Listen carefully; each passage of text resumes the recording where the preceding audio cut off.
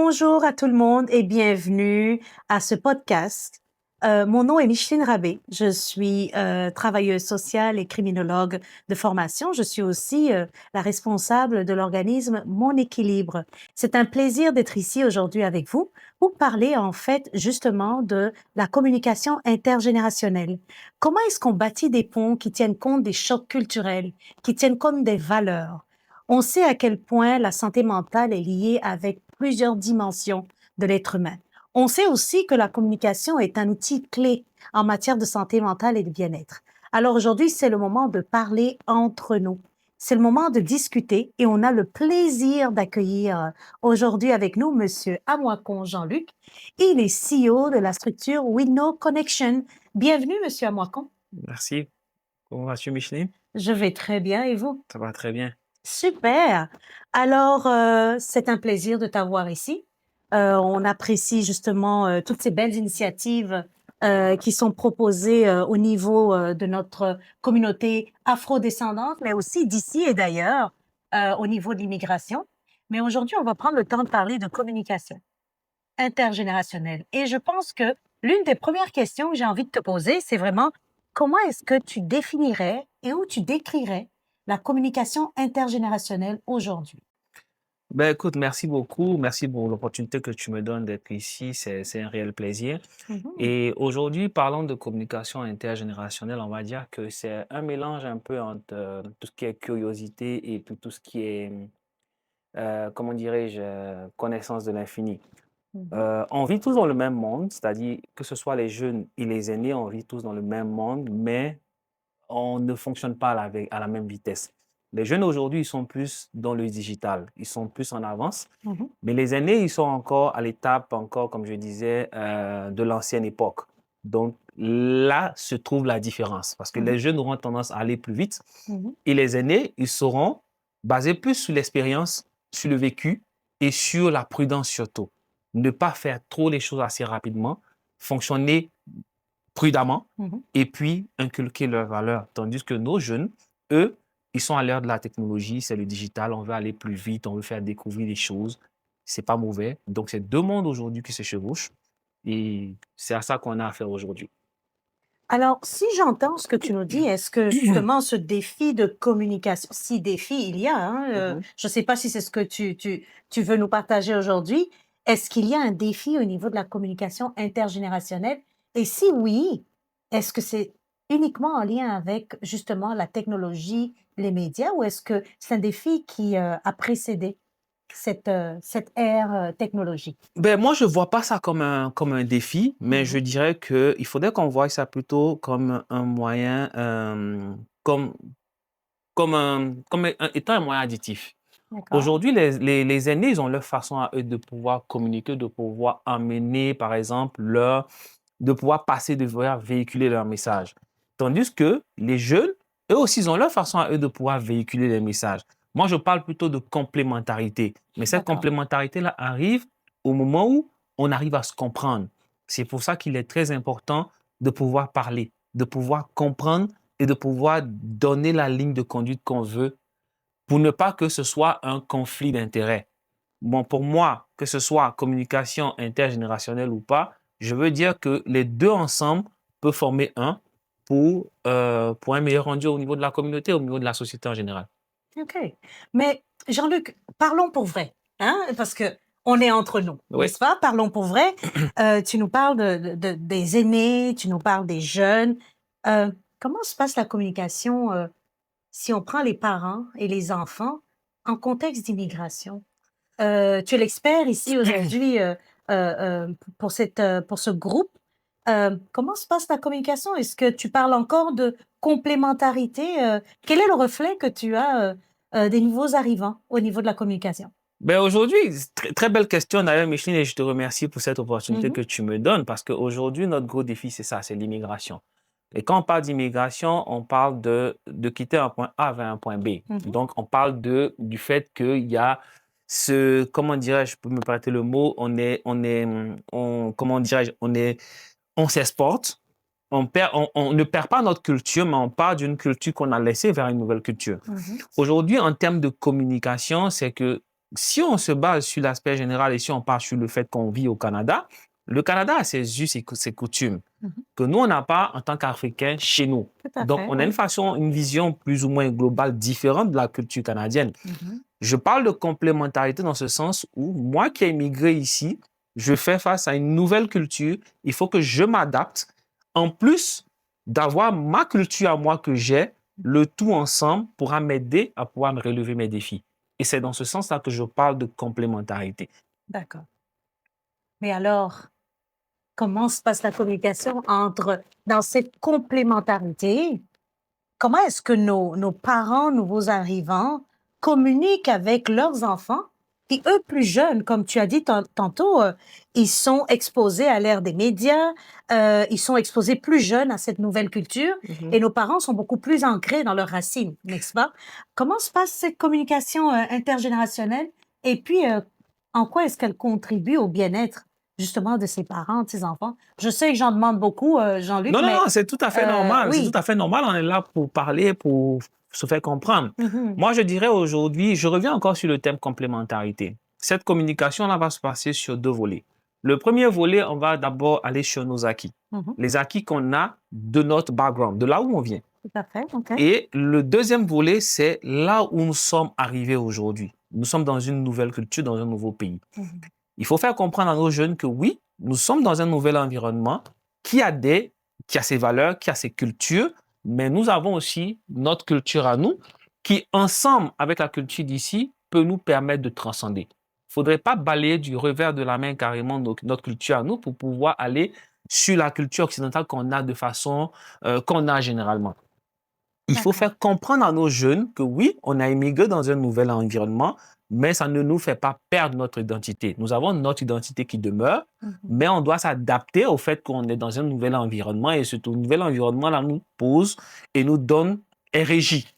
Et parce que c'est régi, nous devons nous appuyer sur notre background pour pouvoir transcender dans notre nouvel environnement. Donc, c'est de leur faire comprendre, oui, on a l'ère du digital, on va utiliser le digital, mais en même temps, ça fera un beau mix avec la culture qu'on a chez nous.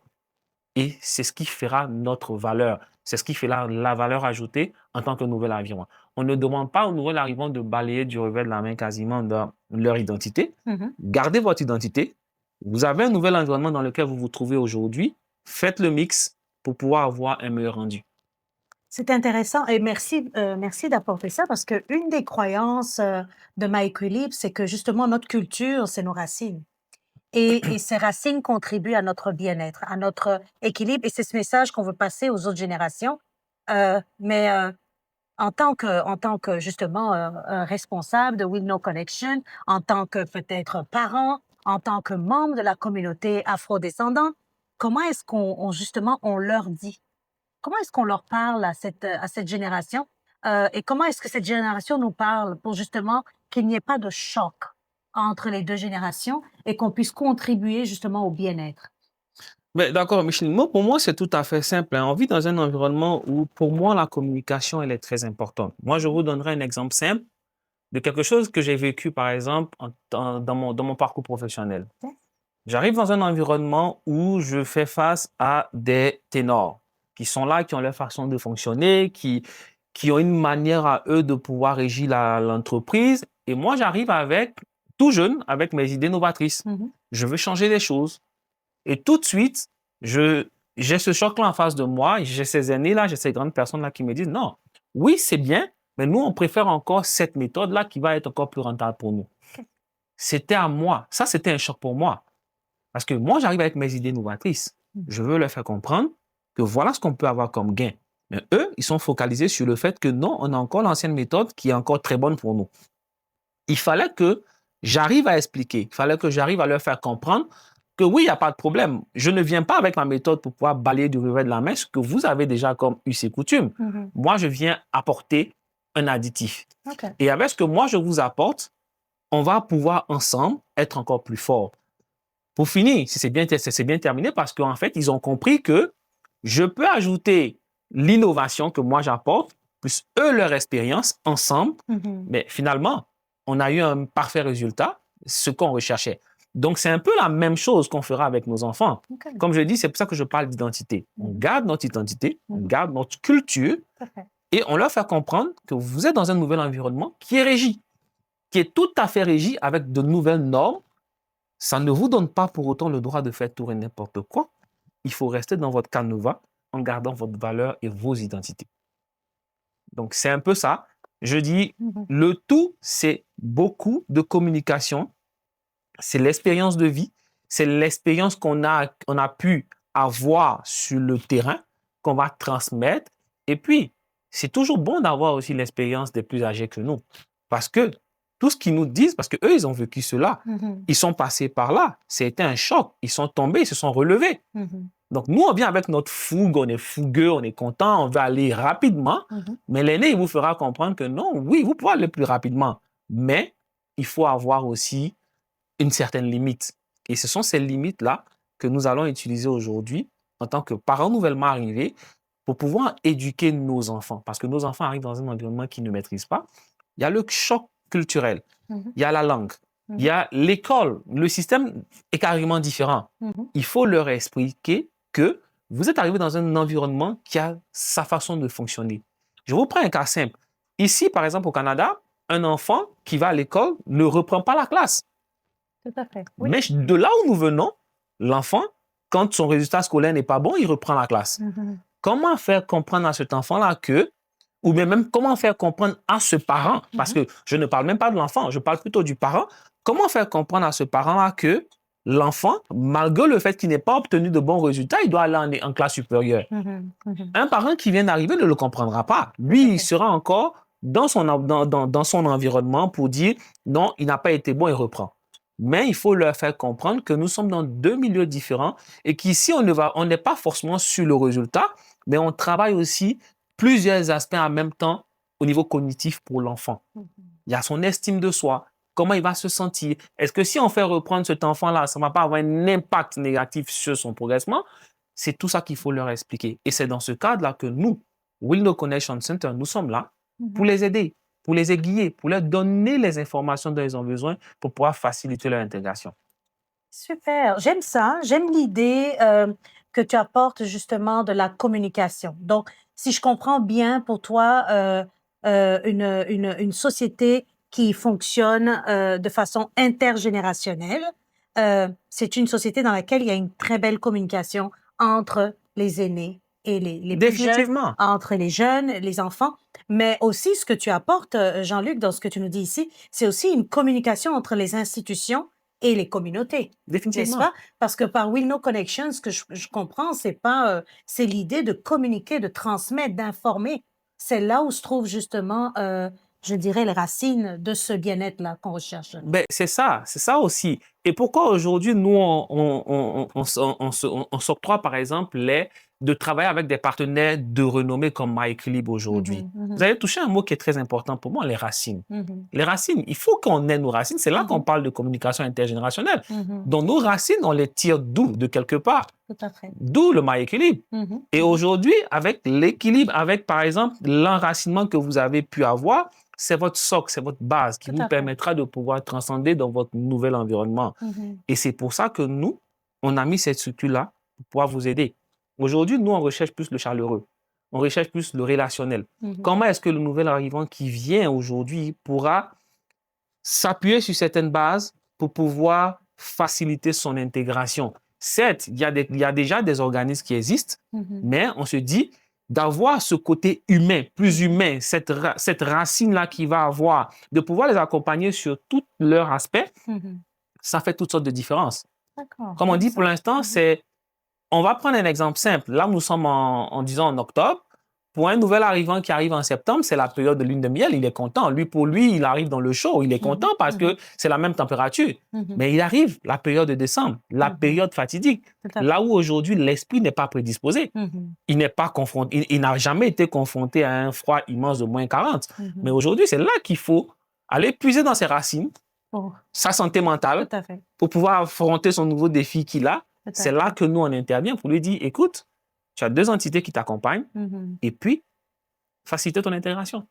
Super.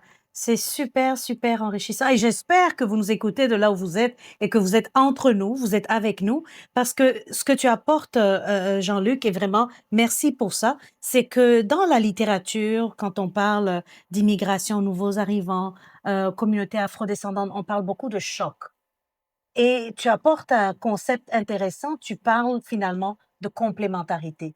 Peut-être est-ce la porte de sortie justement, peut-être est-ce la clé justement, pour le bien-être de tout le monde, c'est de voir tous ces changements de façon complémentaire. Comment est-ce qu'on co-construit ensemble plutôt que de toujours visualiser, le choc?